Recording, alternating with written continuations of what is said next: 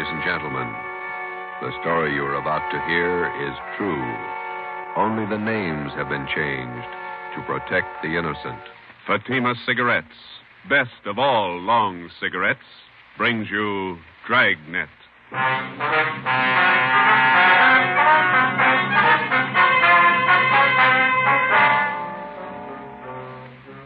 You're a detective sergeant. You're assigned to robbery detail. 2 armed bandits have robbed a large jewelry store in your city. One of the suspects escapes. One is apprehended. He's identified as a friend of yours. Your job, send him to prison.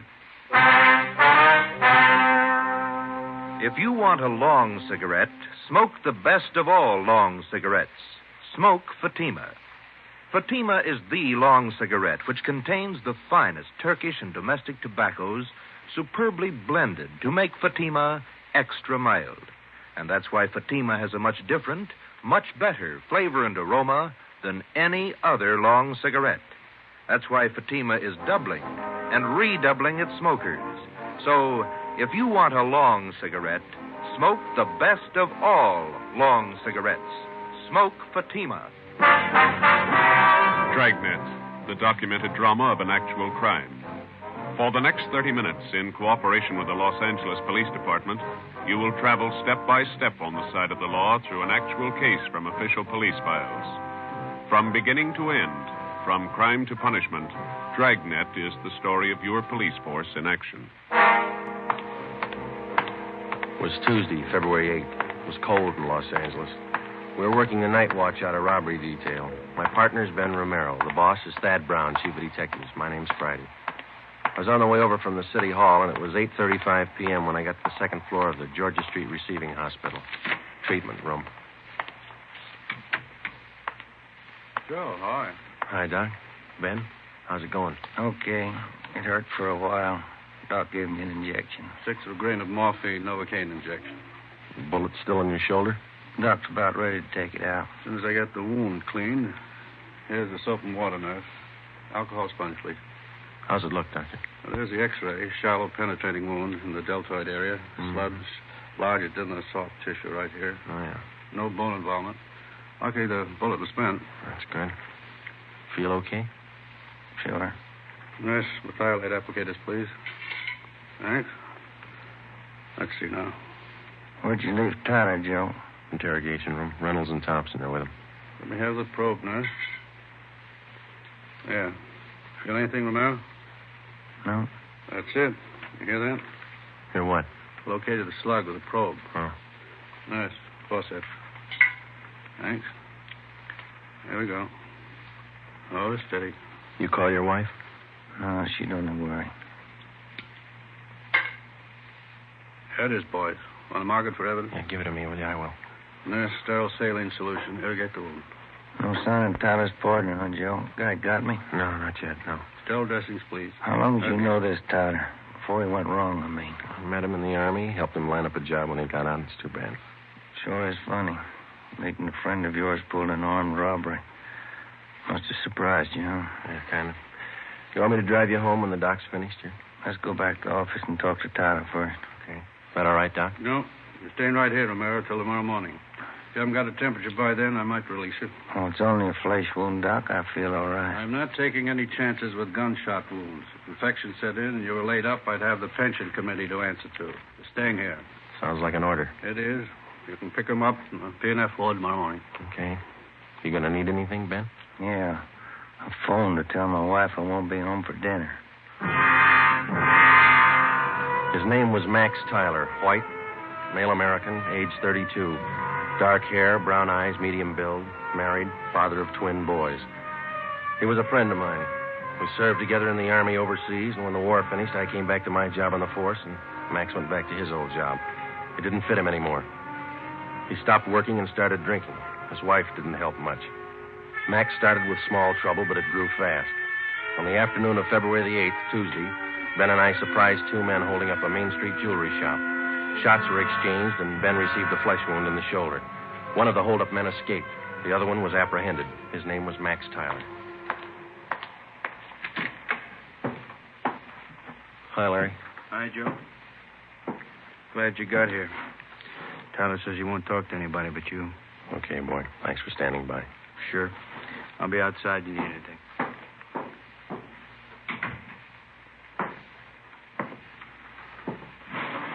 Max, Joe, you're in deep this time. You shot a cop. I didn't. This guy was with me. I didn't fire once. You were in on the job. Yeah. Then don't expect presents. I don't expect anything, Joe. Glad you came back. I don't want to talk to those other cops. I work in the same department they do, same job. Well, it's easier to talk to you. What's your story? I was crazy to try it. No alibis, Joe, but I didn't know what I was doing. Believe me, I just didn't realize. I won't buy it, Max. You told me the same thing 14 months ago when they picked you up for those bum checks you were passing. Sure, I hung some paper, but I'm no hood, Joe. You know that. I was drinking. I needed dough for Dorothy and the kids. You gotta believe me. I need a break. You said that before, too. I went to bat for you. Got off with 6 months and 3 years probation. Now you turn up with another caper. I know, Joe. I know. I'm sorry. You're sorry once, Max, and it works, but one free ride's enough for anybody. Now, that's it. Did I say I wanted that kind of a break? I'll serve my time, Joe. I'll serve every day I owe. I mean, what can you tell me you couldn't have told the other cops? I want to ask you a favor. Yeah? I know you're going to hook me on this. So while I'm doing my time, Dorothy and the kids are staying with relatives out in Inglewood. If you'll... Well, just keep an eye on them, you know, Joe. I don't mean dough. Dorothy can work with. Kind of watch out for them, huh? Give them a break, Joe. It's not their fault. Will you do it, Joe? Yeah. Sure, I'll take care of it. Now, you do something for me. Anything you want, guy. Let's have the straight story. Who was the guy with you on that holdup this afternoon? Cresta, George Cresta. You know him. Out of Folsom, short guy, black hair? Yeah. He's got a room above the Red Owl Bar down on East 3rd near Broadway. That's where he hangs out. Where can we find Cresta now? Oh, maybe there. I don't know. I'll give you a list of the places he goes. Some of his friends I've met. He sure roped me in. Said there wasn't going to be any rough stuff. You were carrying an S&W 38? Sure. When they got outside the jewelry shop, Cresta jammed the gun in my hand. I had to put it away, get it out of sight. Believe me, Joe, he roped me into this. It sounds like an alibi, I know, This but is your second time around, Max. It sounds like one. Okay, I got nothing coming. Don't forget about Dorothy and the kids. Huh? I promised you. Now, you want to give me a full statement on the holdup now? Anything you say, Joe. I'll call for a stenographer. Joe. Yeah. I'm sorry. I am. I believe you. You got the feeling too late, that's all. Max Tyler was arraigned in municipal court 2 days later. Bail was set at $10,000. 3 days after that came his preliminary hearing in municipal court. At his arraignment in Superior Court, 5 weeks after he'd been apprehended, Tyler entered a plea of not guilty. A date was set for his trial in Superior Court. Meantime, the hunt for George Cresta, Max's accomplice, went on. There wasn't a sign of him. Our informants had no lead on him, and the all-points bulletin containing all the information we had on Cresta brought in nothing. On Monday, March 22nd, the trial of Max Tyler was held in Superior Court. Ben and I were subpoenaed to appear. The victim of the holdup, the jewelry store manager, was the first to testify. He was questioned by both the prosecutor and the counsel for the defense. He left the stand at 11:25 a.m. If it please, Your Honor. Counsel for the defense. Before the next witness testifies, I'd like permission to approach the bench. Permission granted. Counsel for the prosecution may also put. Wonder what that's all about, Joe. Something's up. Hello. Judge is shaking his head. Public defender's going back to the counsel's table. Counsel for the defense. Your Honor, it is my client's desire to change his plea to guilty. Defendant rise and face the court. Max Tyler, is that your true name? Yes, Your Honor. On the 12th day of March of this year, in Superior Court, Department 83, City and County of Los Angeles, State of California, you have heretofore been arraigned on the charge of robbery in the first degree. At that time, you pled not guilty to the charge in question. Is it now your desire to change that plea? Yes, sir, it is. You've reached this decision of your own free will? Yes, I have. There's been no force employed, no promise of gratuity or reward to induce you to reach this decision? No, sir. Counsel for the prosecution. Yes, Your Honor. Max Tyler, on the 12th day of March of this year in Superior Court, City and County of Los Angeles, State of California, you are arraigned on the charge of robbery in the first degree. That time you entered a plea as set forth in this information. How do you now plead? Guilty or not guilty? Guilty. Is it stipulated that at the time of the commission of the robbery, the defendant was armed with a deadly weapon, to wit, a revolver? So stipulated. Court will fix the degree of robbery as robbery of the first degree. Your Honor, in the interest of justice, the people move to dismiss count 2, assault with a deadly weapon. At this time, Your Honor, the defendant waives time for sentencing and asks that he be sentenced immediately. Just a moment. Max Tyler, it's the judgment of this court that on the 8th day of February of this year, you did enter the premises at 23108 East Main Street in the city, and there did attempt the felonious taking of personal property in the possession of another from his person and immediate presence and against his will. Further, said attempt was made while you were armed with a dangerous and deadly weapon. Tyler, this court finds you guilty of robbery in the first degree. Count 2 is dismissed. Does it, Joe? Decision of this court that you be returned to the county jail. Sheriff will transfer you to the state penitentiary where you will serve the sentence as prescribed by law. Court recessed for 15 minutes. Hey, Joe. Miss Tyler over there, she's taking it pretty hard. Yeah, come on, we better go see her.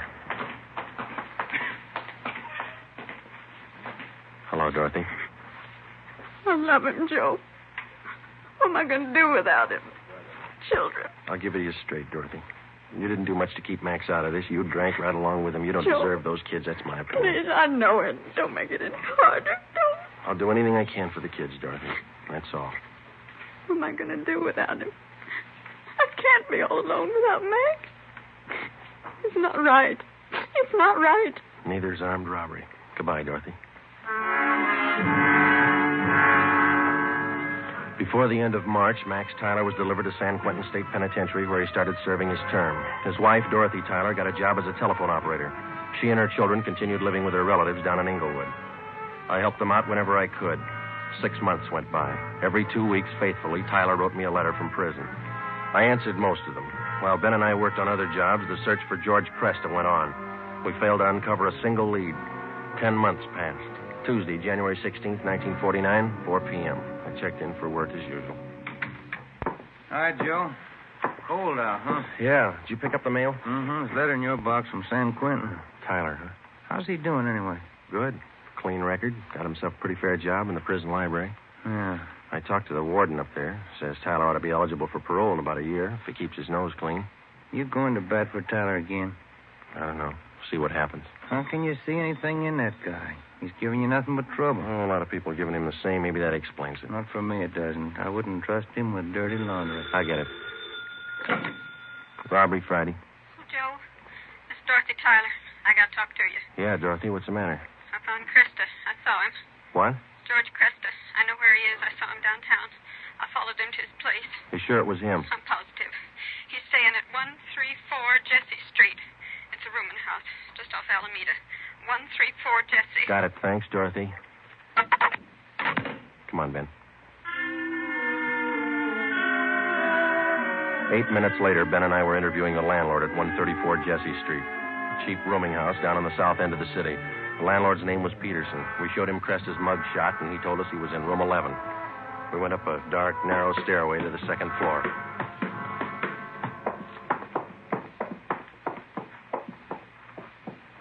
And here we are, number 11. All right, stand clear. I'll try the door. Mm-hmm. It's open. Yeah. Joe, have a look. He's asleep. He's passed out. Come on, slip the cuffs on him.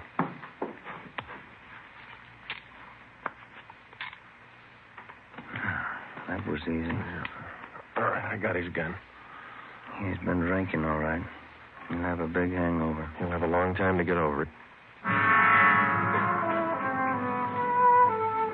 George Cresta was booked at county jail on suspicion of robbery. 2 months and 3 weeks later in Superior Court, he was tried and convicted of assault with a deadly weapon and first-degree robbery and sentenced to the state penitentiary. The day after Cresta was sentenced, I was called to the office of Chief of Detectives Thad Brown.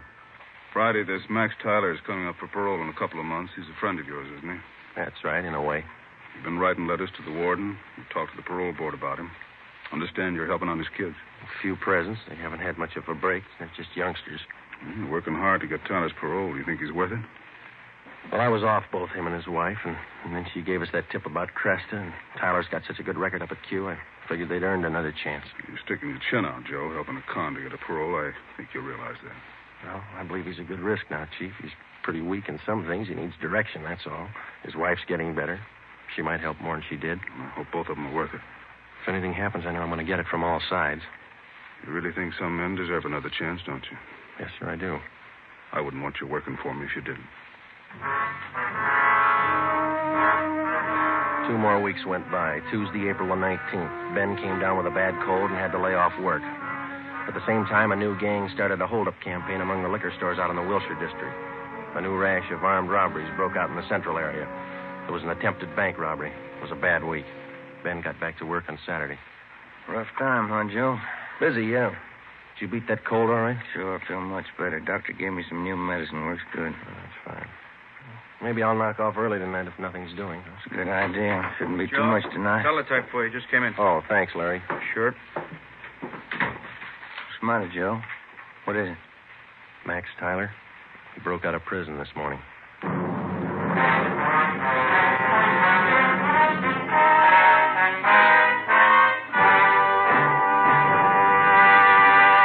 You are listening to Dragnet, authentic stories of your police force in action.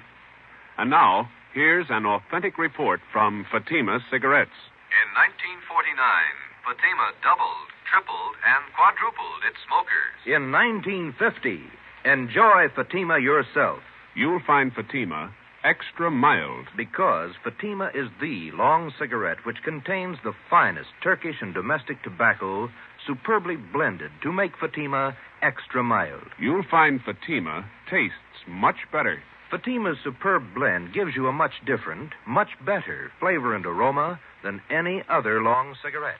You'll find Fatima tops in cigarette quality. Fatima has always stood for the best in cigarette quality. For a new year of great smoking enjoyment, buy Fatima in the appealing golden yellow package. You'll agree, Fatima is the best of all long cigarettes.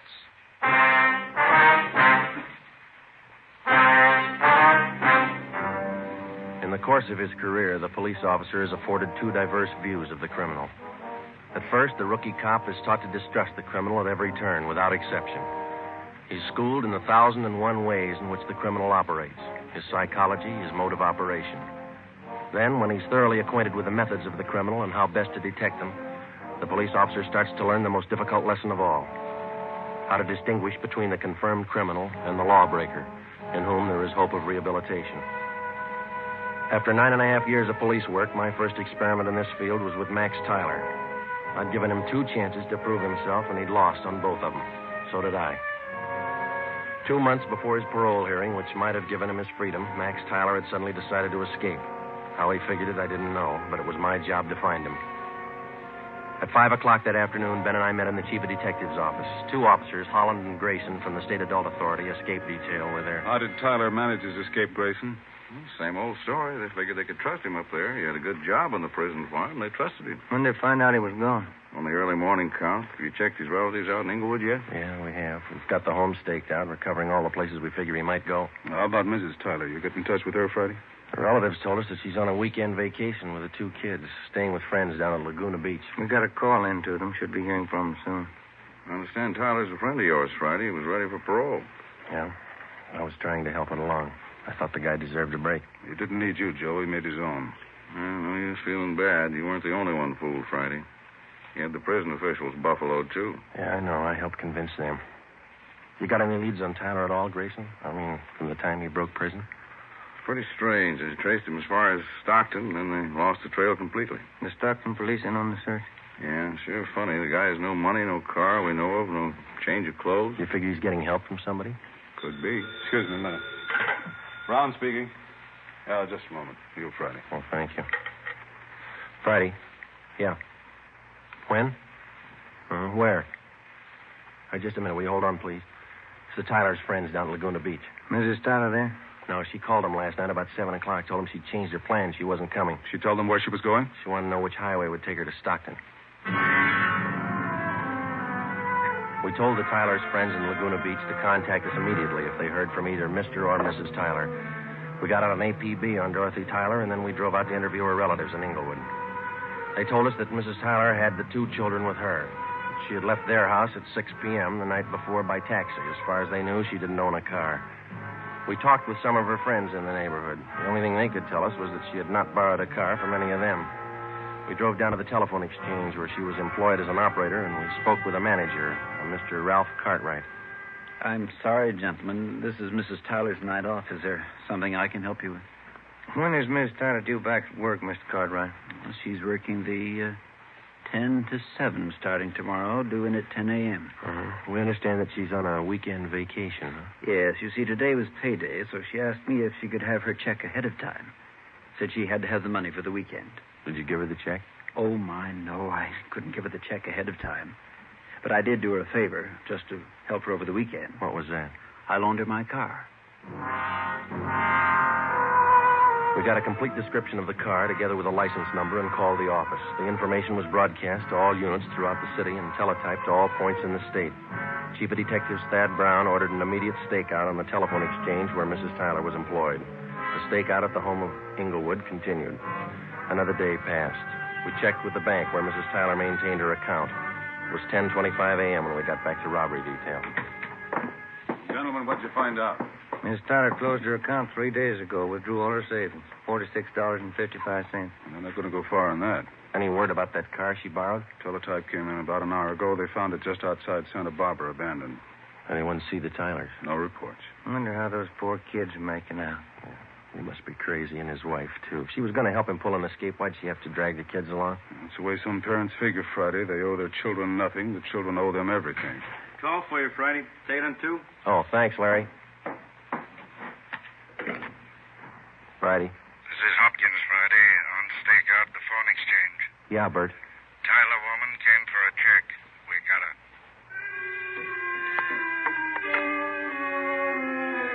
Dorothy Tyler was brought into the city hall. With her was one of her children.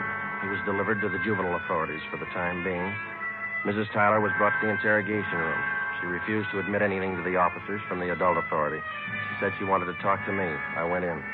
She threw her arms around me and started crying. Joe, you won't let him get Max, will you? You won't let him. I'm after him as much as they are, maybe more. Where is he? I can't tell you. Why'd you do it, Dorothy? Why? Oh, you know why, Joe. You know why. I had to see him. I had to be with Max. It's a bum deal. You traded days for years. They can't get him.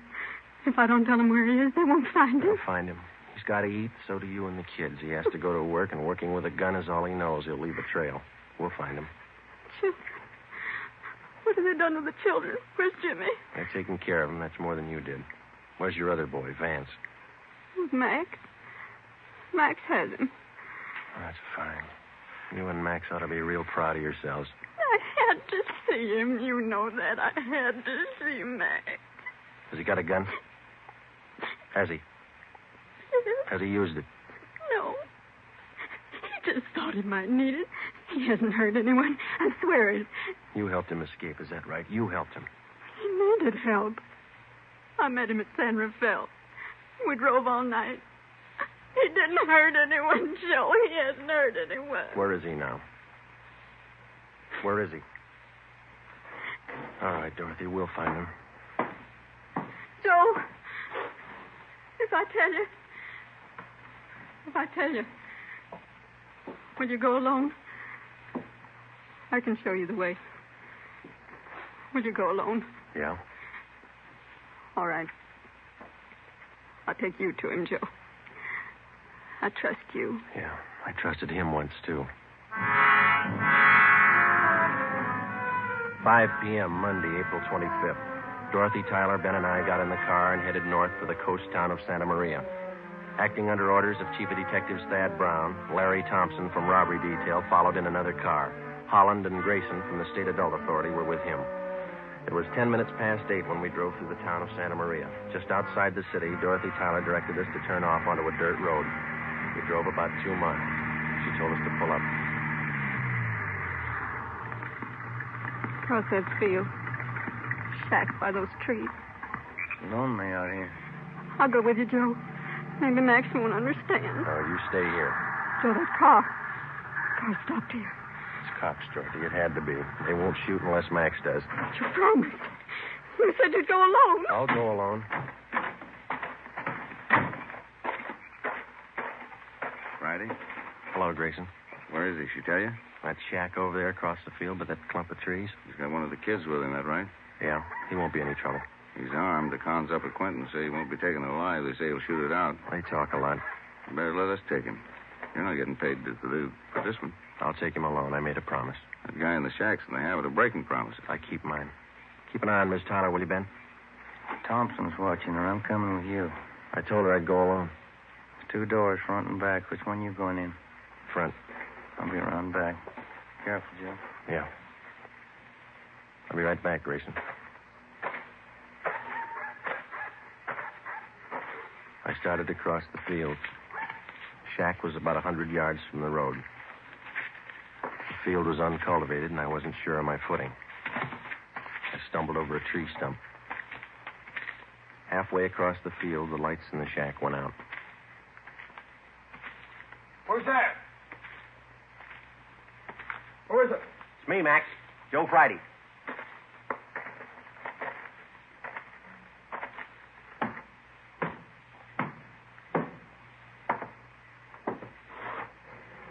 Max?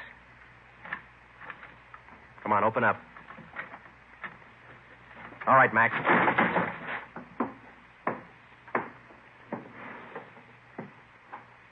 Why the gun, Joe? I never thought you'd take me with a gun. I never thought I'd have to kick down a door to get you. You've changed a lot, Max. How'd you find me, Dorothy tell you? Where is she? Outside. Your boy over there, Vance. He's sleeping. He's okay. Put out your hands. Put out your hands. Oh. I'm sorry, Joe. Yeah. You've been good to us. I won't try to explain. Neither will I, Max. Come on.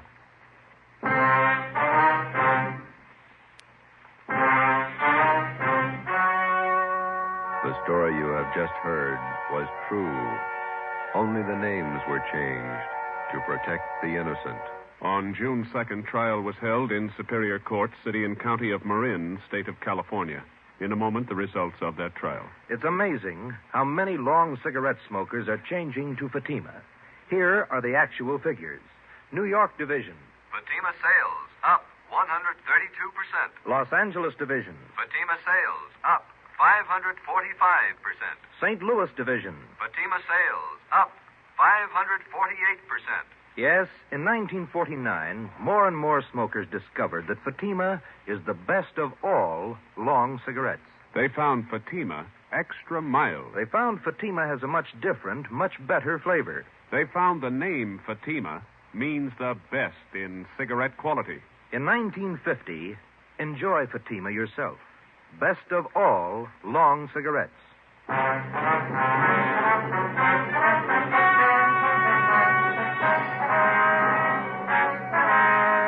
Max Tyler pleaded guilty to the charge of escape and was sentenced to the term as prescribed by law. He was returned to San Quentin and then transferred to Folsom Penitentiary, where he is now serving his sentence. You have just heard Dragnet, a new series of authentic cases from official files. Technical advice for Dragnet comes from the Office of Acting Chief of Police, W.A. Wharton, Los Angeles Police Department. Dragnet honors the state of California and the men of the California Highway Patrol, another of America's outstanding law enforcement agencies. One of these men, Highway Patrol Commissioner Clifford E. Peterson, outstanding administrator and educator in the field of law enforcement, dedicates his life to making yours more secure. Fatima Cigarettes, best of all long cigarettes, has brought you Dragnet from Los Angeles. Be sure to hear Mr. and Mrs. Ronald Coleman in the Halls of Ivy starting tomorrow on NBC.